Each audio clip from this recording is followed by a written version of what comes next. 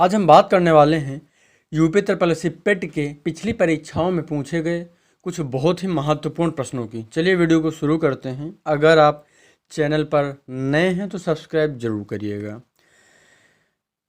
पहला प्रश्न है हमारा, हड़प्पा के एक बंदरगाह का नाम लिखिए। उत्तर क्या होगा? लोथल। जैन धर्म का सबसे महत्वपूर्ण जो ग्रंथ है क्या होगा? जैन धर्म का सबसे महत्वपूर्ण मौलिक सिद्धांत क्या है? उत्तर क्या होगा? अहिंसा। अगला प्रश्न है, निम्नलिखित में से किस शासक के दरबार में बहुत से विद्वानों को नवरत्न के रूप में अलंकृत किया गया था? उत्तर क्या होगा? चंद्रगुप्त द्वितीय। दिल्ली सल्तनत के निम्नलिखित राजवंशों में से किसने सबसे कम अवधि तक शासन किया? उत्तर क्या होगा? खिलजी। एक बात और मैं आप सभी को बताना चाहूँगा, अगर यूपी ट्रिपल पेट की आप तैयारी कर रहे हैं तो ही ये वीडियो आप देख रहे हैं, और नीचे लिंक दिया गया है डिस्क्रिप्शन में। उस डिस्क्रिप्शन में अगर आज जाएंगे, लिंक पर क्लिक करेंगे तो आप चैनल की प्लेलिस्ट में पहुंचेंगे। यूपी ट्रिपल पेट क्लासेज के नाम से प्लेलिस्ट मिलेगी आपको।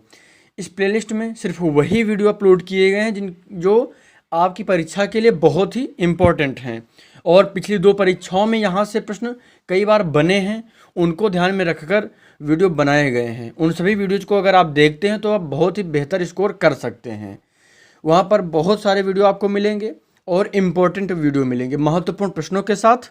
और सबसे बड़ी बात यह है कि उसमें अति लघुत्तरीय प्रारूप में सभी प्रश्नों को कवर किया गया है, ताकि कम समय में ज़्यादा से ज़्यादा प्रश्नों को आप कवर कर सकें। चलिए हम आगे देखते हैं।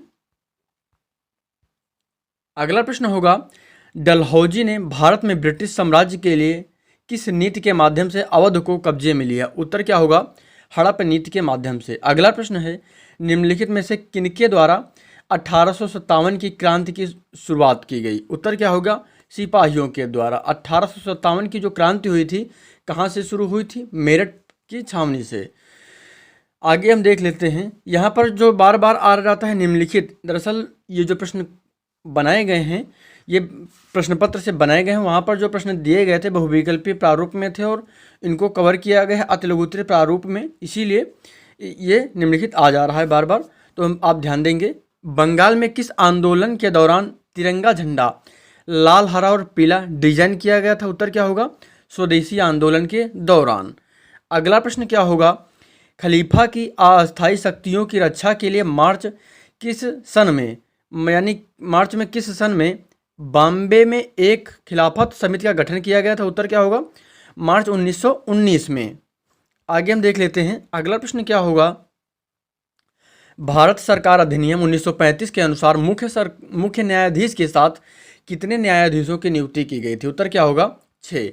अगला प्रश्न है, निम्नलिखित में से कौन सी घटना की प्रतिक्रिया में भारत छोड़ो आंदोलन चलाया गया था? उत्तर क्या होगा? क्रिप्स मिशन की विफलता। अरावली पर्वत श्रेणी में सबसे ऊंचा शिखर कौन सा है? उत्तर क्या होगा? गुरु शिखर। अगला प्रश्न क्या होगा, ग्रीष्म काल में उत्तरी मैदानों में बहने वाली पवन क्या कहलाती है? लू। अगला प्रश्न हम देख लेते हैं। उत्तर प्रदेश के निम्नलिखित में से किस जिले में नैमिषारण्य तीर्थ स्थल अवस्थित है? उत्तर क्या होगा? सीतापुर। कौन सा सबसे ऊंचा भारतीय शिखर है? कंचनजंगा। और नई आर्थिक नीति को सामान्यतः विकास के किस मॉडल के रूप में भी जाना जाता है? एलपीजी। नई आर्थिक नीति को सामान्यतया विकास के किस मॉडल के रूप में जाना जाता है? तो उत्तर क्या होगा? एलपीजी। और हॉलमार्क लोगो का प्रयोग जो होता है निम्नलिखित में से किसके लिए होता है? उत्तर क्या होगा? जेवर यानी ज्वेलरी के लिए प्रयोग किया जाता है हॉलमार्क का। आगे देख लेते हैं। कौन सी कृषि तथा ग्रामीण क्षेत्रों को वित्त पोषण करने वाली एक केंद्रीय या शीर्ष संस्था है? उत्तर क्या होगा? नाबार्ड। नाबार्ड से संबंधित इसकी जो स्थापना कब हुई थी और इसका पूरा नाम क्या है, ये आप कमेंट करेंगे नीचे कमेंट बॉक्स में।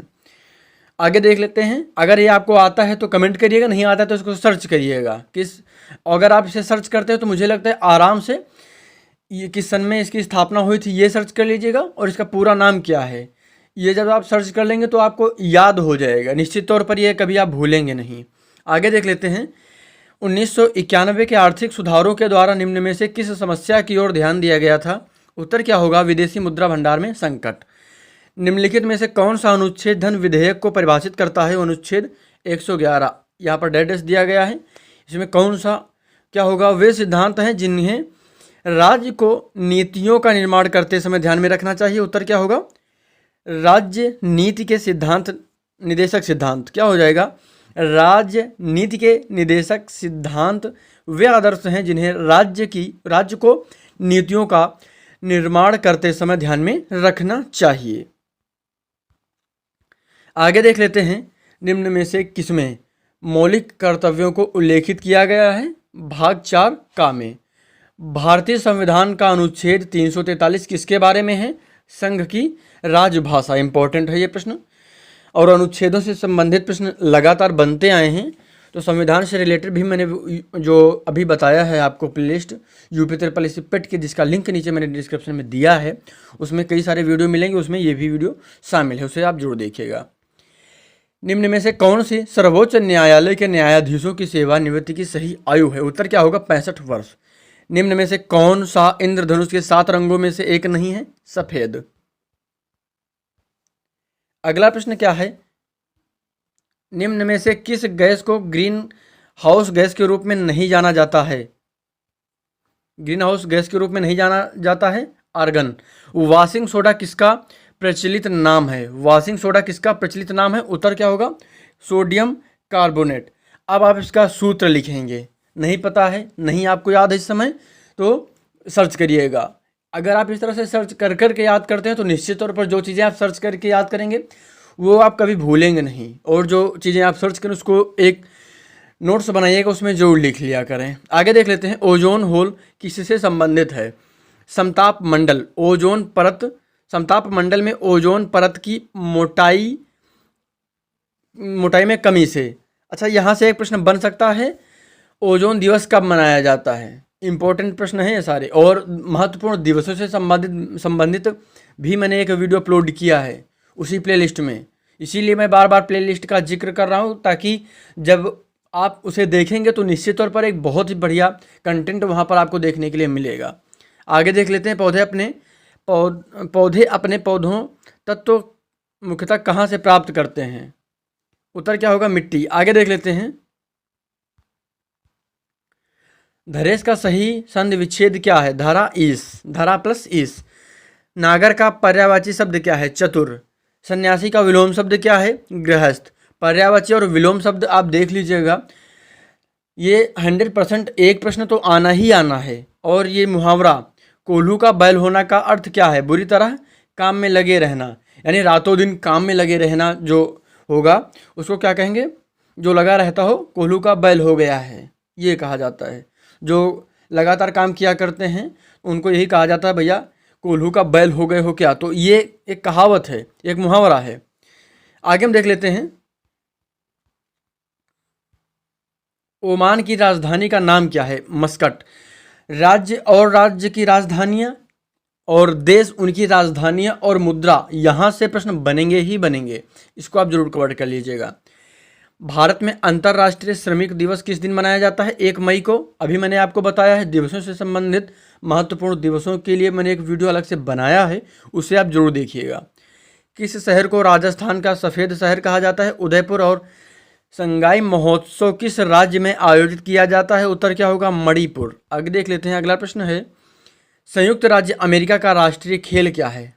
बेसबॉल। और किस व्यक्ति ने हिंद स्वराज पुस्तक लिखी है? उत्तर क्या होगा? महात्मा गांधी। और महात्मा गांधी से संबंधित एक पुस्तक और भी पूछी गई थी, इसीलिए आप पुस्तकों को भी कवर कर लीजिएगा, और पुस्तकों का भी मैंने वीडियो वहाँ पर अपलोड किया है। इसीलिए आप नीचे डिस्क्रिप्शन में जाइए और उस प्लेलिस्ट को देखिए, क्लिक करिए, और उसमें जितने भी वीडियो आपको मिले उनको ज़रूर देखिएगा। वीडियो को पूरा ज़रूर देखिएगा, निश्चित तौर पर आपको बहुत ही महत्वपूर्ण प्रश्नों को कवर करने का मौका मिलेगा, और आप कम समय में ज़्यादा से ज़्यादा प्रश्नों को कवर कर पाएंगे। ये वीडियो कैसा लगा आपको कमेंट जरूर करिएगा। वीडियो अच्छा लगा हो तो लाइक कर दीजिएगा। आपके मन में कोई भी कमेंट है यूपी ट्रिपल एससी पेट एग्जाम से संबंधित तो ज़रूर कमेंट करिएगा। इसके अलावा इस वीडियो को अगर आप अपने दोस्तों के साथ शेयर करना चाहते हैं तो ज़रूर शेयर करिएगा। वीडियो को पूरा देखने के लिए आपका बहुत बहुत धन्यवाद।